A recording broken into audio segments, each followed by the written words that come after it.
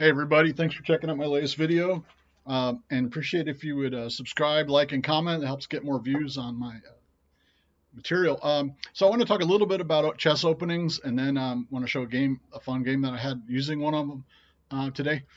And so openings, when we're on the beginner level, like sub 1200 type thing, some people get bogged down with the concept of an opening, like it discourages them, like, oh, I got to memorize 30 moves, and then there's 20 different white and black, openings each, and blah blah blah, and it discourages you. Well, I really think for the majority, like for the base core, you really only need one to start with, and then maybe two. So like this was a tier list that GothamChess and Hikaru made 2 years ago for beginners, which they say is up to 1300 ranked of chess openings. And this does not include any gimmicky stuff. This is solid systems that can be used basically all the way up to the grandmaster level. But what I wanted to focus on here was the white with the London system and the Queen's Gambit, and the dark with the Caro-Kann and the King's Indian. Those would be the two of each side that I think are sort of useful and not that hard, but also safe and out for a good base and have a lot to them, and are used on the highest levels. Even the Queen's Gambit, which you don't hear quite as much about. Some people think, oh, it's simple, or it's from the Netflix show or whatever. I just at the World Rapid Championships, when they showed a recap of all the boards, the games, I saw the one that just is going on right now. I saw lots of opening white formations that looked exactly like a Queen's Gambit or very, very similar to it. So I've been studying the Queen's Gambit and then the Caro-Kann for the defense. Now, as far as the Caro-Kann, so since we're doing a black pieces, that's for the black. Since I'm doing a Caro-Kann video, I'll focus on that real quick. Now, GothamChess, who we all know and love, super entertaining. This is one of his old videos, though, from 2020. Learn the Caro-Kann in 10-minute openings. This is a good basics, because there are like 3 variations or 4 even of what you should learn, and what you will encounter when people who actually know how to. When people don't know how to respond, they will lose pawns and lose ground quick. Now, but this guy I actually wanted to share with you. He is putting out amazing content about the Caro-Kann and about the London system. If you're interested in that, his is Alex. I don't know why it's not showing there. I wanted it to fit on the screen, but it's Alex Banzea, and he's an international master from Romania, and he's put this one here he just put out. He goes through 15 matches of a grandmaster who's an expert on the Caro-Kann and goes through all the intricacies. So once you have the basics, this is it's amazing content. He's like killing it right now. So I highly recommend joining in. He doesn't have a ton of subscribers, so not that many people are getting all this great information. All right, so let me go to my match. So this was against a 900 from Spain. I'm at 872. I think I should be getting up to 1,000 or 1,200 if I put the time in and don't get stressed out. Whoops. Don't get stressed out too easily. So they open with that. Now the E4 is technically what you need to respond to have the Caro-Kann. You can do it with the D4, but that's called the Slav, and I think it plays slightly differently, I believe. Some of you may know more about these openings than I do. You respond with the C6. He brings out the knight. This is not a normal opening, but it can transpose into one, I guess. But sometimes when people play weird stuff, it's a sign that they don't really know openings very well. On the lower levels, I mean. So then you follow up with D5. So this isn't going to have a normal. Now, so then he pushed this pawn. Now, it actually does end up becoming the advanced variation of the Caro-Kann that I'm facing. But here it looks like I'm almost like this guy's, being hyper aggressive and doesn't know. Although the point is like that covers that, so if I take it, that can jump there, type of thing. But he just left mine open. So when he did that, I went ahead and brought the bishop out to c5, which is a normal thing with the Caro-Kann. If you can build a triangle and get this one on this side, because getting horses on this side of it, on the king side, getting pieces on the king side can be difficult at times. So this transposed his position into basically an advanced, whether he meant to or not. So I closed the pawn triangle. Okay, so he brought out this. Then brought out the white bishop to d3, targeting this, which can retake there. But that leaves me a broken pawn chain and a broken pawn on e5, and this pawn free. So I didn't want to do that. Now, if I take him, that'll he can retake with the queen, for example, and that gets his look at that spot for his queen.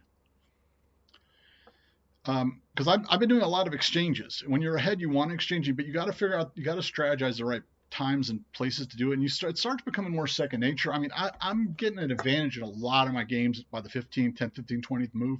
Sometimes I throw it away though later, or I don't finish properly, or sometimes get too aggressive. But anyway, so here, this is a good defense because if he does take it, your knight will move to f5, which is a really good square.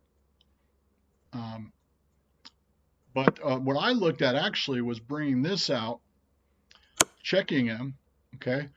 Because then he has to respond with either the pawn, the bishop, the queen, or the knight. And most people will bring out a piece here. Some will do the pawn. The pawn would actually be frustrating. But what I calculated was, like, let's say he brings out the bishop. I can decide to exchange, and he's going to have to move like his queen there, which he may not have wanted to do that at that point. And that gives me a tempo to then move my knight in. So now if he wants to do the exchange, and I've sort of taken that out of, I think trading off one of your bishops pretty early is fine. Don't trade them both off. But sometimes a bishop can be like an arrow into them and mess up their whole thing, like a guided missile. So anyway, I decided to do that because I calculated that this would give me a tempo on him, basically, to protect that with that if I wanted to. He moved back the knight, which, he didn't want to give up I guess he didn't want to give up whatever. For whatever reason, he moved back the knight, which is sort of a passive, not a very good play. So I brought in the knight to protect. He castled. I went ahead and exchanged this bishop now. I'm looking to, I've got this space going. So I was like, well, I'm going to mess up your pawn chain and take your bishop. And I got this one already positioned. I got that knight. So I went ahead and did that. And you're going to see some readings from the computer on the left that it's not showing very much my way, but there's times that it's clearly my way. This is very early on. So I moved out the knight. He brought out the queen. When the queen's over here, it's obviously dangerous. And I haven't castled. It's really dangerous to castle into this, by the way. And one of the immediate responses when the queen is on B or G file facing down is to bring out that pawn. Not always, but it's a safety measure. And the knight is protected here. So I brought that pawn up. I brought out a pawn on my bishop, and I decided I did not want to exchange that because I've already exchanged one bishop. So not many good squares to withdraw to here or all the way back. And I think I withdrew all the way back because of the queen. Because I didn't have much around my king, if you really look at it. Right out the other knight.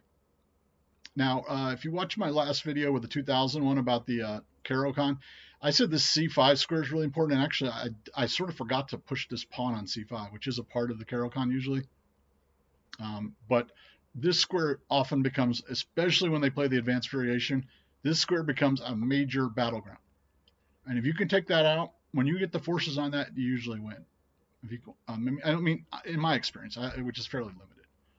But so brought out the knight.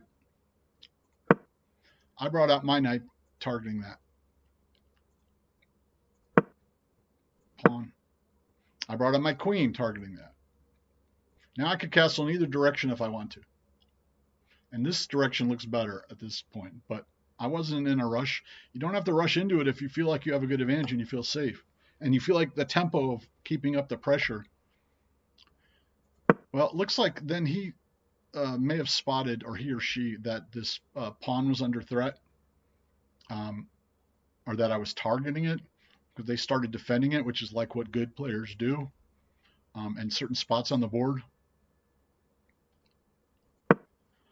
So I went ahead and brought a pawn up now, going, well, I got that, you got two. I got the advantage. The computer was wanting me to push these pawns at various times and boot the queen even more than I end up doing that, but they wanted me, because the queen doesn't have a whole lot of squares to go to. It sort of gets alone over there. So they brought the knight in to defend that square. Started bringing the pawn up. I did it carefully or a little too slowly. Now they brought this pawn down. Now this was a slight concern because if they take, well, they want the knight on the knight on that square attacks my queen. So I didn't want to take this because if I take, they take and they're attacking my queen. So I didn't want to take that right away. I said, no, I'm focusing on this. So what turn are we on? Yeah, so we're on 14. So far, all he's been taking is one bishop on each side. So now I brought the next pawn up, and the queen doesn't have many spots to go to. It has, I think, that, and then back. I think that's it. It was almost trapped, so to speak. But it had to withdraw out of the line of fire because the knight was targeting this square. So as soon as they did that, now that began the war. This was all preparation, the 1-1, and then the battle started, and it was fast and rapid. So I took, they took, I took, they took, I took. So a lot of pieces just went off the board. They didn't have to do all this, though. Sometimes you get caught up in the take. The computer, I believe, yeah, they didn't want them. Let's see.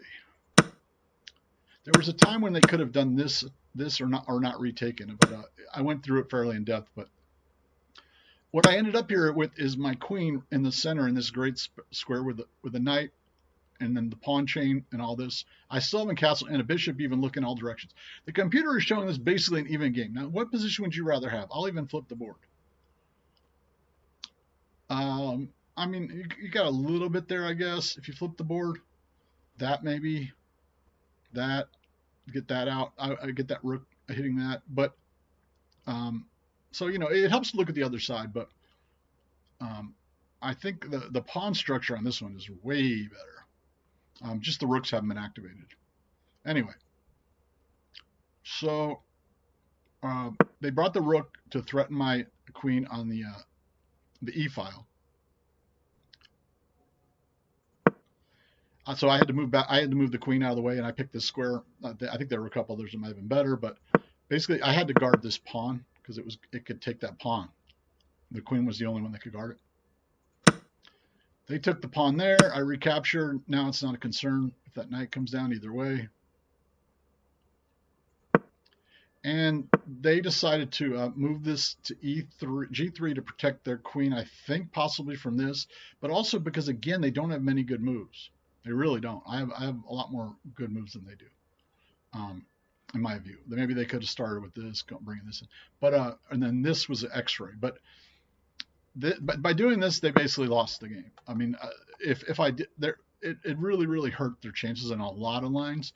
But in one line in particular, which I basically saw like almost immediately, was this into that checks and forks the king, and it actually forks the rook also. I don't think I saw that, but I did see this, and it doesn't always go that way according to plan, but I saw, well, this is what can happen. So I moved the knight in, and I was like, well, just don't touch any of those and you're in trouble, buddy. And they finally saw this rook X-ray, or they saw this rook, they saw this rook X-ray, excuse me, the bishop X-ray, but it was at the wrong time. So I immediately jumped the knight in. That took 3 seconds for me to do that. I got a fork on the fork, a triple fork. King, rook, queen. So, and I think the best they can do at this juncture from when I was looking at it is lose the rook. That's the best they can do. But, so I put them in check. They moved the king over. I gobbled the queen. They moved the king to there. I said, oh, I have a queen right there. They moved the king to there. I said, oh, I have a pawn right there, and it was over. So that went from one thing taken, and then on the 15th move, on the 16th move, I began a rapid exchange. Ended up in the best spot, and then 2 moves later. Now watch the knight. Now watch the knight on F5 begin his journey. 1 zig. Zag, zig, and he could have even come back here and because it was safe, but luckily I saw the queen. So just nice, clean execution. Finish him. No, but nice, clean takeout there with the dark on a 900 with the Caro-Kann. So hopefully you found that useful. I'm not sure. I might have went on a little too long here. But the analysis real quick, I did run analysis on it. I don't do that. But anyway, because it did come out pretty high for me. 74% accuracy, one great move, 0 blunders. So that's, for me, that's a really good game. They had 60% accuracy, 3 blunders. And when you run through it, let's see, how do I get to? Wait, how do I get it? Okay, here. So when you start the review, again, that's the Caro-Kann. That's the last, I guess, book move. And I think I showed this on my last video. My record's not that great with it yet, but and then people respond with such a variety of things down here on this level. They say that's a mistake. That's a mistake. Mistake. But that was okay. So that was the first blunder by them. I think all the way there. That was it. That was it. Yeah, and then once they made that blunder, I think they collapsed. Once they saw what happened, that was a blunder. Yeah, I mean, it was they needed to try to salvage it. That was a great move. Yeah, and they just had 3 blunders, and I just put them away. I mean, it's hard once it all falls apart like that fast. Once somebody hits you with a triple knight fork, and that's hard to recover from. And so anyway, I put them away. Hopefully you found that enjoyable, and thanks for viewing, liking, commenting, and subscribing.